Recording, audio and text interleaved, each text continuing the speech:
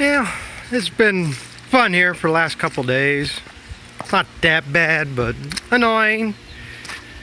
And it's put me in one of them moods again, which in the grander scope of things, it ain't these big of a deal. I mean, other people have bigger problems than I do. You know, but it's just annoying. All these pilly-ass little things that keep going wrong and nothing really going right. You know, going forward, I should say. Keep going backwards, but don't go forwards. And, like I said, weather's been here the last several days. Last week it got up into the 40s and 50s and rained. And then the other night got back down to single digits. And yesterday it was up in the 40s. Last night stayed a little bit warmer. Still up in the 30s. Right now it's up in the 50s. But it keeps going up and down. But that weather we had there last week, when we got that warm up spell and rain, you know, we had all this snow here and it melted. And that barn ended up flooding.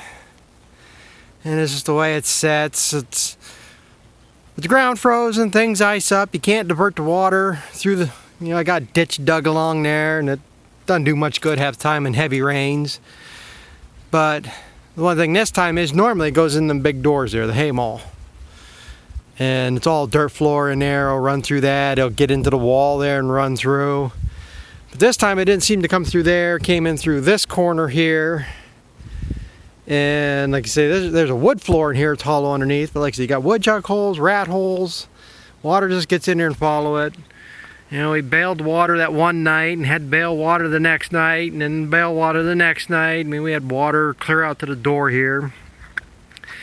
And they say there ain't a whole lot you can do with it. And then like I say, we froze up there again, it slowed it down, and now like I say, everything's kind of dissipated out, so still got a trench full in there, got to get hauled out here yet.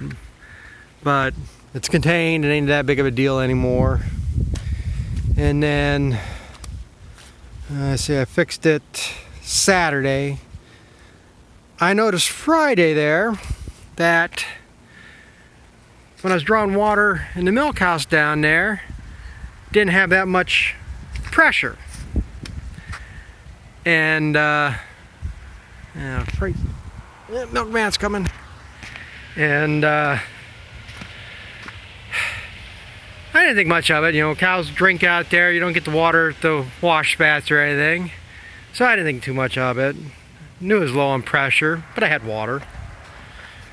And then I'm milking there Saturday morning. And my wife brought towels up here to the old milk house here. And this was flooded. Clear up to the door here. Had water spraying the water pumps over there. Water was spraying out on the ground. And so I shut everything off. And like I say, it had to have been running over 12, 15 hours at least in here. There is a floor drain by that hot water tank. There's a floor drain over there, and there's one back here. And that one must have been taking some of the water, or else this would have been running out the door. But all I had to do was, I have this standpipe here. I used to have the washer up here.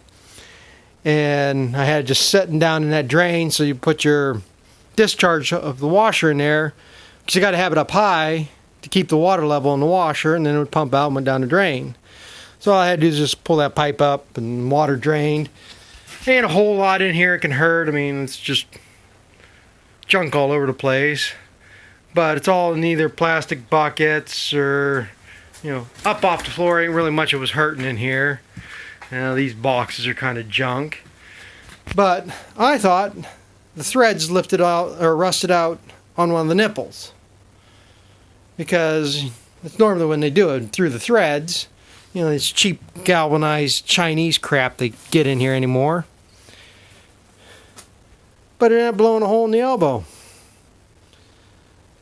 And I mean, this thing can't be more than 10 years old in there. I know I had a valve or something broken here one other time. And I changed it. And I'm pretty sure this was changed at that time or something too. But, you know, 2 nipples, ball valve, an elbow, and a union was over 60 bucks. You know, 15 bucks for a union. The only reason why, excuse me, the only reason why I changed it is because it's getting a buildup in it. The ball valve I'm going to save here. That should be usable yet. But that was 26 bucks. I think the elbow was like 9 bucks, and then the nipples were only like 3 bucks. So that's what I spent Saturday doing. And then the old barn here,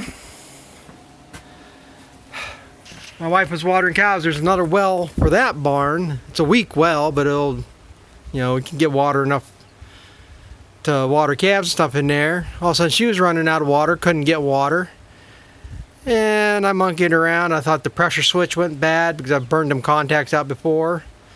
Well, I bypassed the pressure switch, direct wired it, turned on the switch, and I guess the pump's burned out.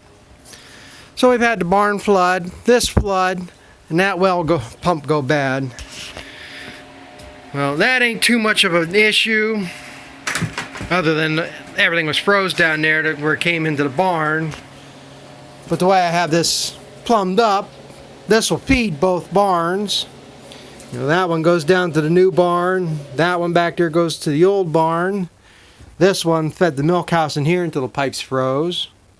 That's why I took the washer out of here. So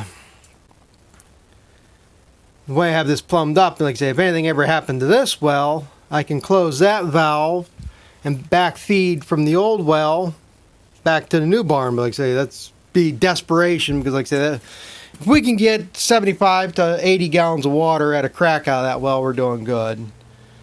So I gotta dig all that insulation out of there yet. I mean, it's warmed up here, so I haven't worried about it too much. And everything else that goes wrong around here, I've been running around fixing that stuff too. So I gotta get that, basically get that shit out of here.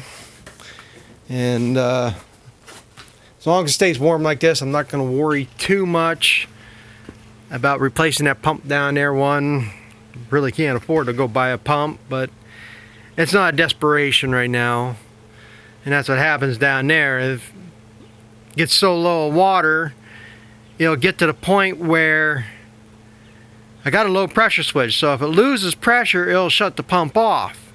But if you get it right in that sweet spot where like you still got 25-30 pounds of pressure in the tank, but it's not drawing water, the pump's just running down there and burned the pump up, probably is what happened. So like I said, I've been in a mood here the last couple of days because of that stuff. And I did make this video once, and I didn't like the way I sounded in it.